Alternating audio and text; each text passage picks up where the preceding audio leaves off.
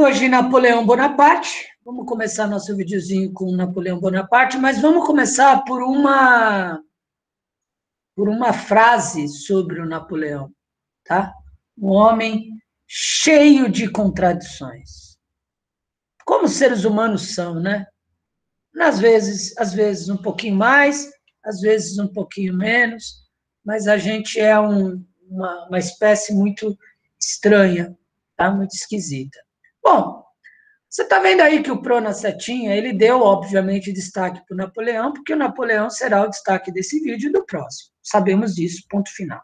Só que o professor, a partir do Napoleão, ele botou alguns adjetivos sobre o Napoleão. E, ó, você está vendo aí que dos adjetivos, o adjetivo herói, o adjetivo vilão, eles não estão aqui.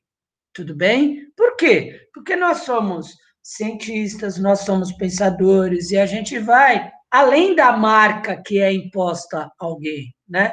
Nós, como bons pensadores que somos, né? A gente fala para você, aquele cara é um vilão. Você não vai se contentar com apenas essa descrição. Você vai tentar entender por que esse cara é um vilão, por que ele pensa desse jeito, por que ele é assim, por que ele é assado. Essa é a nossa profissão, tá? Essa é a nossa ideia de pensadores, né? Que nós estamos pensando a sociedade.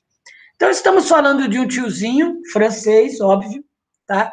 Que não é herói e não é vilão, ok? A gente já passou dessa fase, né, de análises pequenas e menores, mas a gente está vendo algumas coisas sobre o Napoleão e isso é importante deixar bem claro.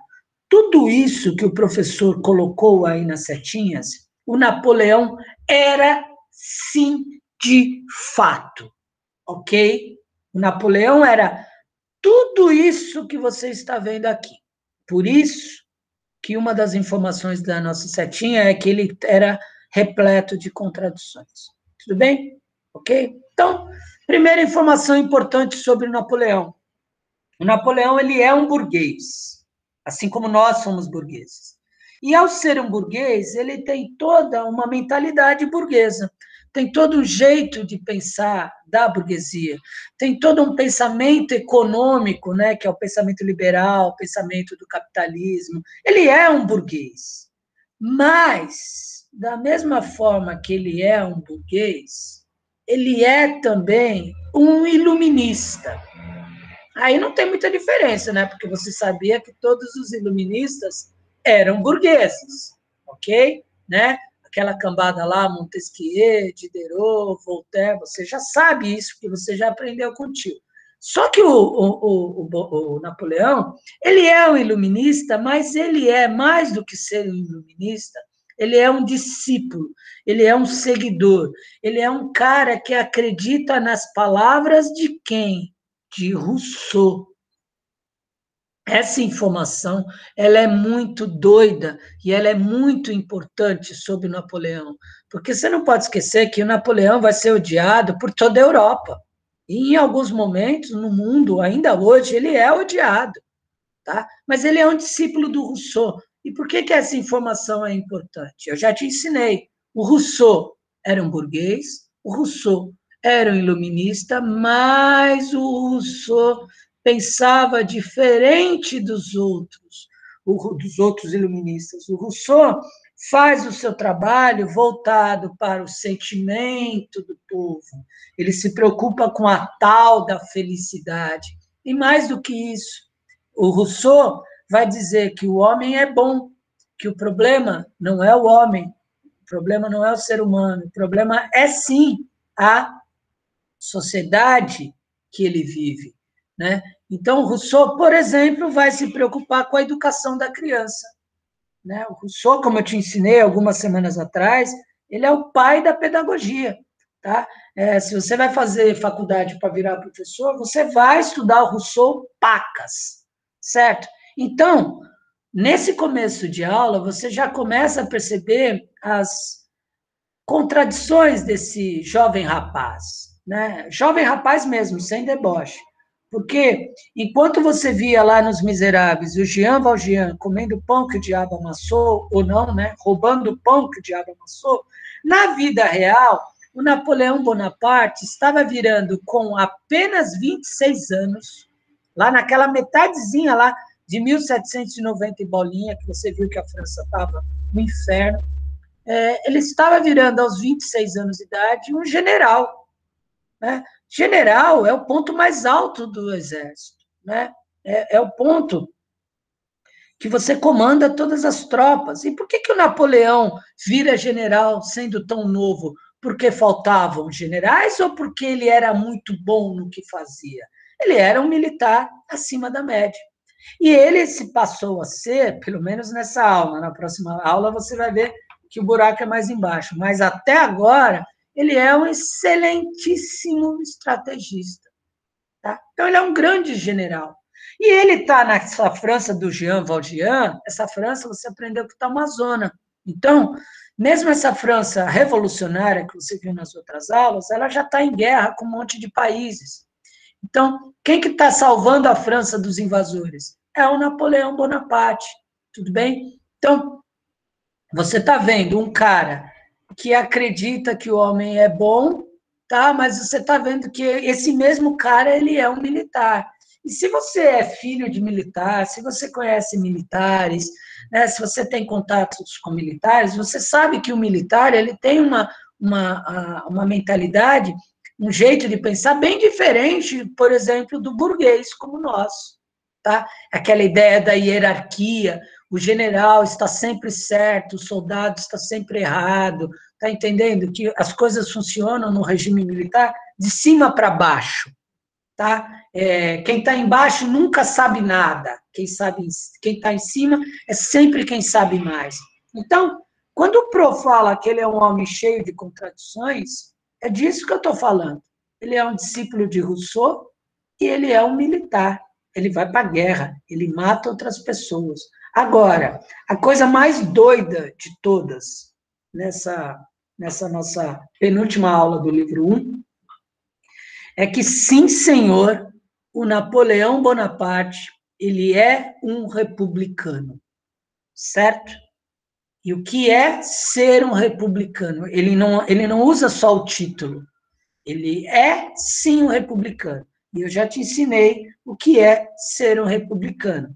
Republicano é aquele que crê que o governo é de todos para todos. Porque república significa, a palavra república significa coisa pública. Portanto, oitavo ano, se a coisa é pública, a coisa é de todos. Para quem? Para todos. Então, a palavra, o conceito república é um conceito, assim como o conceito democracia e outros conceitos que você já viu comigo, é um conceito muito belo, né? É um conceito muito bonito, é um conceito de, como é que eu posso dizer, de inclusão, né? Quando você pensa em república, você pensa em inclusão, todos estão dentro. Cara, se você não acha isso bonito, você tem sérios problemas. Se você questiona a república, se você acha que o governo daquele que manda só e que ele ignora a república é legal, você tem problemas, tá? Porque se você é um ser humano bacana, você levanta a bandeira do republicanismo, ok? Então, sim, senhor, o Napoleão Bonaparte é um republicano. Ele crê nisso tudo que eu falei para você de belo. Mas, crianças, estamos falando de um ser humano. E quando a gente fala de ser humanos, a gente começa a ver um monte das suas contradições. Porque se você tem contato com militares, não dá para o militar ser republicano. Você vai ver isso na história do Brasil no futuro próximo, tá? É conteúdo nosso do 9º ano, inclusive. O militar, ele tem uma rigidez de pensamento, e eu vou dizer de novo, quem está em cima manda, quem está embaixo obedece, tá? É lógico que eu estou generalizando e estou resumindo um conceito do pensamento militar. Só que, resumindo o conceito do pensamento republicano, né, na teoria, o que é a república? Todos compartilham, todos sabem, todos aprendem, todos governam, o que é muito belo. Então, na mesma, né, no mesmo splash, né, no mesmo chiclete que o professor desenhou em volta do Bonaparte, você tem um do lado do outro.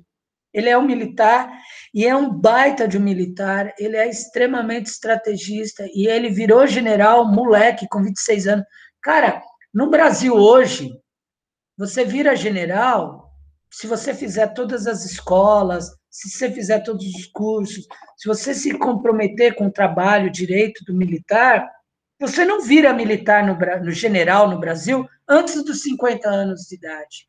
Tem que ser algo muito exceção, entendeu? Tanto é que quando você vê os generais do Brasil, eles são todos com mais idade, eles são todos mais velhos, tá? E porque faz sentido, porque você teve uma vida inteira de estudo para você ser o general. Você teve toda a experiência. E aí, cara, se você vê o Napoleão sendo general com 26 anos de idade, é porque alguma coisa de especial essa pessoa tinha. Temos que concordar com isso. Agora, voltando para a nossa última aula. Nossa última aula, o professor lançou uma pergunta assim, tipo Chapolin, você lembra dela, né? Quem poderá nos defender? E aí, qual era a resposta? E alguns alunos já estavam espertos, né? Já falaram Napoleão Bonaparte. Só que essa França que o Napoleão vai assumir é uma França que já é republicana, mas ela está em crise. Tem gente querendo a volta do rei absolutista. Como assim você quer a volta de um ditador? Ninguém que é do bem, ninguém que pensa na sociedade, acha a ditadura bacana. Porque a ditadura, ela vai te impedir de se manifestar, por exemplo. E aí voltamos para o Napoleão Bonaparte e suas contradições. Olha que coisa maluca. Tem uma frase no Napoleão que é muito forte. Tirei a coroa francesa do chão com a minha espada. A França estava no chão. Só que você lembra muito bem que essa França que estava no chão não tinha mais coroa, porque não tem mais rei.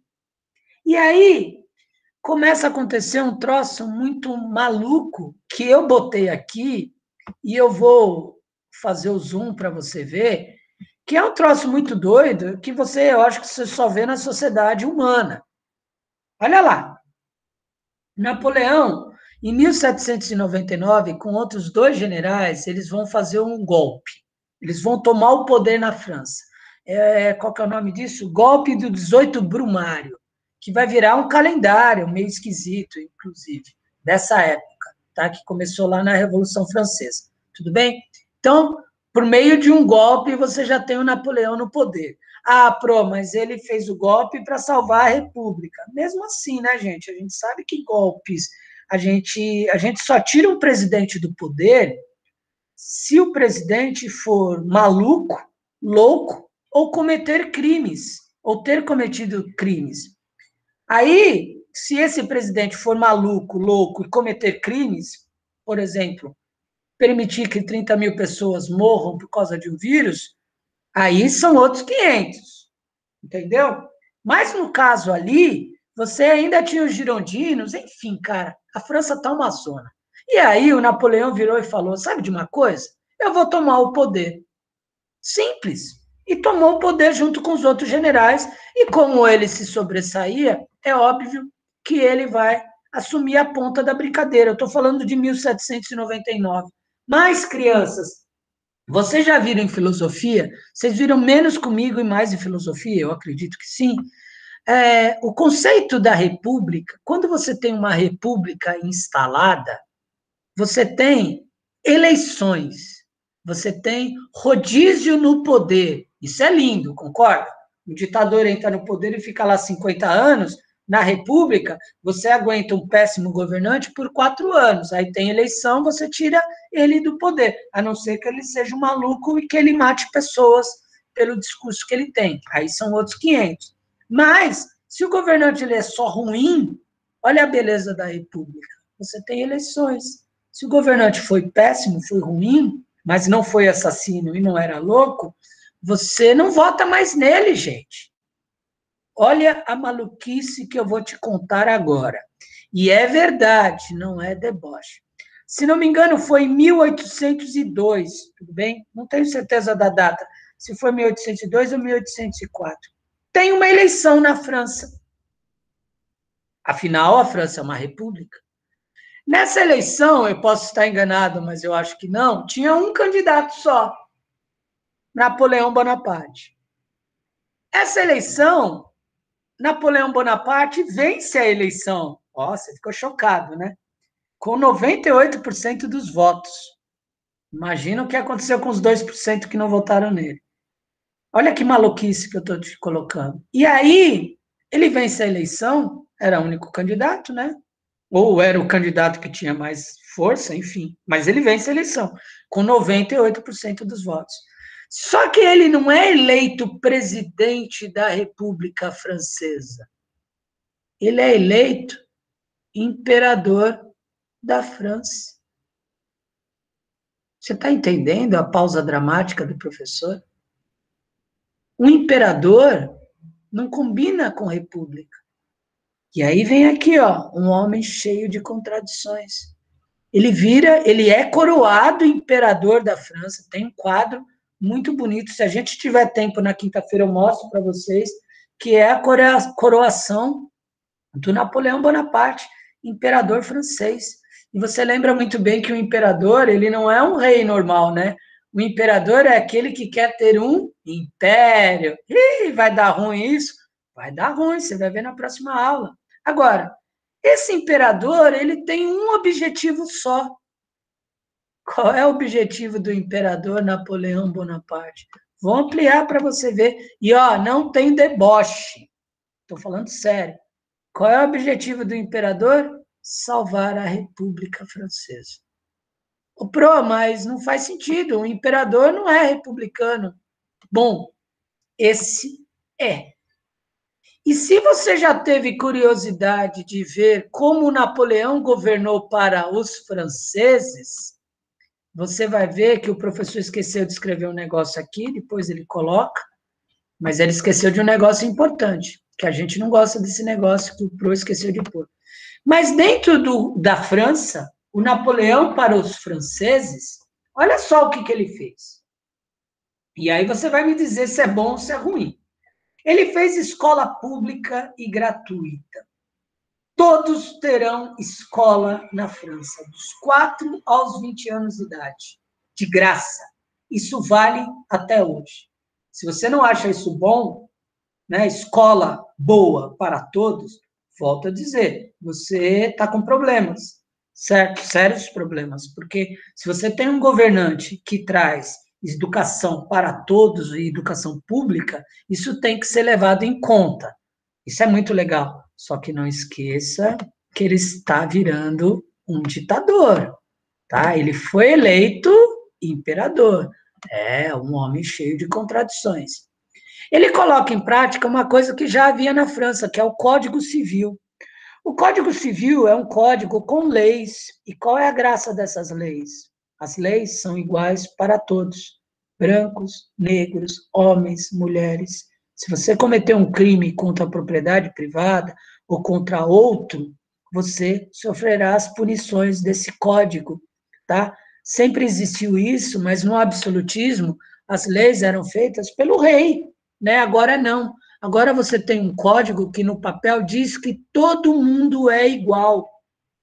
E você não pode esquecer das aulas lá atrás da Declaração dos Direitos do Homem e do Cidadão, que dizia que todo mundo era igual perante a lei. Então, o Código Civil é bom para a sociedade, ok? Reforma agrária. Você já deve ter visto em geografia, mas eu vou dar um resumão aqui para vocês. A reforma agrária é pegar a terra que não é usada pelos ricos, que são as terras que não têm plantação, e dividi-las para os pobres em partes iguais. O que o Napoleão fez quando toma o poder? Ele pegou a terra de toda a nobreza francesa, que não existe mais, ele pegou a terra de toda a igreja católica, pegou toda essa terra e fez a famosíssima reforma agrária, que é pegar um pedaço igual dessa terra e distribuir entre todos os cidadãos. Tá? Então, todo mundo agora tem um pedaço de terra para plantar lá o seu amendoim, para plantar o seu milho, para plantar o seu café, aquilo que a terra puder oferecer de plantação. E aí, qual é a conclusão? Se todos nós agora temos um pedaço de terra para plantar, nós vamos plantar e nós não vamos mais passar fome. Cara, esses 3 itens, e a gente poderia ficar até a noite falando do governo dele na França, já coloca o Napoleão no alto como um baita de um presidente. Só isso já é fundamental para a história do Napoleão, para o nome do Napoleão ter entrado para a história. Certo? Escola para todo mundo, lei para todo mundo, terra para todo mundo. E ainda tem um agradozinho aqui aos burgueses. Por que é o agradozinho? O banco, a ideia do banco, você sabe que ele foi criado para emprestar dinheiro. Né? Então, você tem um empresário, ele precisa dar um up no negócio dele, mas ele não tem dinheiro, o que ele faz? Não é pecado pegar empréstimo no banco. Ele pega o empréstimo no banco, arruma a vida dele e depois ele devolve para o banco com juros. Simples assim. Então, a criação do Banco Francês, que existe até hoje também, ela vai dar um up na economia francesa. Então, a política interna, o governo do Napoleão, é um governo muito bom para a França, mas Napoleão começará a perseguir seus inimigos. Napoleão, dentro da França, Napoleão começará a usar da censura. E, cara, a censura é uma das invenções do homem, do ser humano, uma das piores invenções, porque a censura, ela te proíbe de dizer, entre outras coisas, que é a verdade. A censura, ela proíbe você de ver as coisas como elas são de fato. Então, olha que maluco isso. Como é que um discípulo do Rousseau vai censurar coisas? Como é que um discípulo do Rousseau vai perseguir seus rivais? Bom, ele vai. E como é que um cara que abraça a censura pode fazer um governo para o povo tão bom? Eu não sei te responder isso. Tá? Na minha cabeça isso também não entra. Eu estou sendo bem honesto. Por isso que estudar o Napoleão Bonaparte é tão fascinante, né? Porque é um cara que é muito louca essa ideia, é muito doido, de verdade, entender o que passa na cabecinha desse tiozinho. Tudo bem? Agora, para a gente finalizar esse vídeo, finalizar essa aula e quase finalizar o livro. O jeito de pensar do governo do Napoleão perante os outros é de uma política externa expansionista. Ele é o imperador. Então, ele, como governante, ele quer o quê? Conquistar toda a Europa. Só que vem um detalhe que é curioso.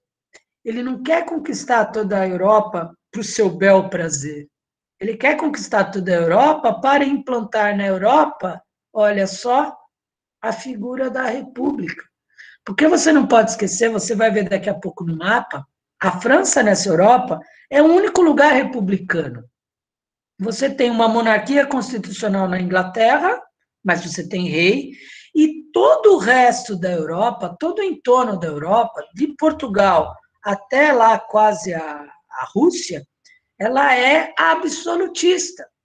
Então, olha o vespeiro que o menino Napoleão está entrando. Porque ele é expansionista, ele é militar e não conta para ninguém. Mas o melhor e mais forte exército da Terra era o de Napoleão na época. Então, além de tudo, Napoleão tem um baita de um exército maravilhoso e tem uma ideia expansionista. Então, bonitão, qual é o tema da nossa próxima aula? Império Napoleônico. Era napoleônica. Isso é muito doido, porque isso não combina com isso. Mas, professor, ele está invadindo a Espanha porque o rei da Espanha é absolutista. Aí, lá na Espanha, ele vai colocar a república. Isso é muito bom, pro. Não é. Sabe por que não é? Vamos lá. Eu já te ensinei o que é república. Você, como é um bom ser humano, você tem a república como o melhor sistema de governo. É óbvio, porque ele é de todos, concorda? Ok? Mas, se você não sabe o que é a república, como é que você vai defender a república? Olha que coisa maluca, já spoiler da próxima aula. Napoleão invade a Espanha e o espanhol, ele é governado por um tirano, tudo bem? O que você imagina? Bom, Napoleão vai ter apoio dos espanhóis, certo? Errado. O espanhol não conhece o que é república. Ninguém explicou para ele o conceito. Ninguém explicou para ele que o Napoleão estava invadindo para salvá-lo do absolutismo e implantar algo que é para todos. Ninguém explicou. Então, olha que maluquice. O espanhol vai lutar pelo seu rei contra Napoleão Bonaparte, que é uma coisa que não faz sentido nenhum, porque todo regime absolutista, ele explora o povo. Então, o povo não tem que lutar pelo regime absolutista, mas ele está vendo um forasteiro, um cara de fora invadir o seu país, vem aquele todo nacionalismo que você está careca de saber. Tá? Então, para a gente finalizar, é interessante você perceber todas essas nuances do Napoleão, né? Napoleão não é preto no preto, Napoleão não é branco no branco. Napoleão é um monte de tom de cinza, tá? Napoleão tem 50 tons de cinza, 100 tons de cinza. E essa é a graça da gente perder algum tempo estudando e tentando entender isso. Porque para o francês, a gente não vai usar esse adjetivo, tá? Mas para o francês, Napoleão é e foi um herói. Para o resto do mundo, Napoleão é e foi um tirano sanguinário, tá? Na mesma pessoa. Tudo bem, crianças? Beleza?